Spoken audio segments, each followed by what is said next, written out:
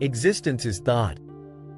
Only if this is true can minds think their way to knowing what existence is. They are reflecting themselves.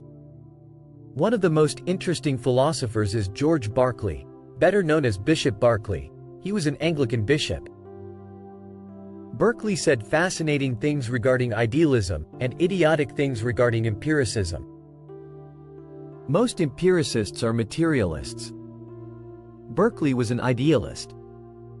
The most natural partner of idealism is rationalism.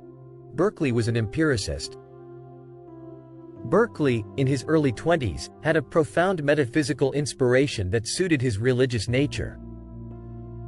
Concerned by the 18th century tendency towards skepticism and atheism, Berkeley realized that this tendency all revolved around materialism. So, to prove that God existed, it occurred to Berkeley that all he had to do was disprove the existence of matter. This is brilliant logic. Matter is used to disprove the existence of God, so if matter is false, God, in some form or other, must be true. You have a simple choice, matter or God.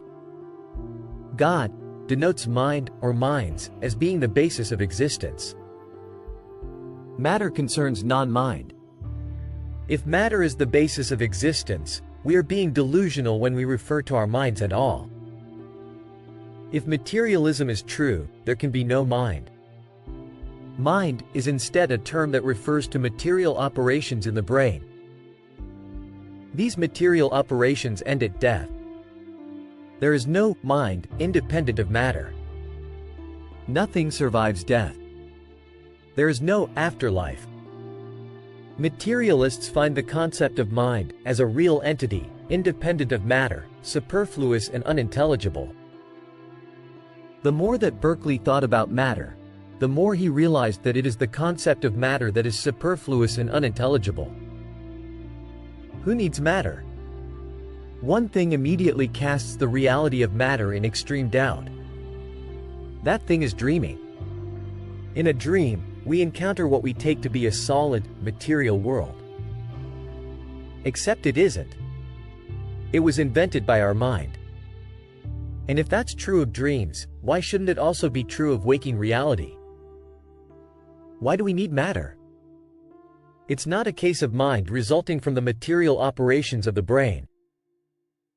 Rather, matter results from the mental operations of the mind. That's exactly what ontological mathematics demonstrates. Matter is mathematical. It's not physical. There is no such thing as the physical. Everything is mental. And mental means math. Dr. Johnson famously believed that by kicking a stone, he had somehow refuted Berkeley. Of course, you can kick a stone in your dreams, so how does kicking anything prove anything? Idealists don't deny that there is something that seems like matter. What they deny is that matter exists independently of mind and is a real thing in its own right. This is the fundamental question. Is reality mental or material? It's one or the other. It can't be both. Either matter is mental or mind is material. Let's say that there are fundamental units of matter, and let's call these matter atoms. Let's say that there are fundamental units of mind, and let's call these mental atoms.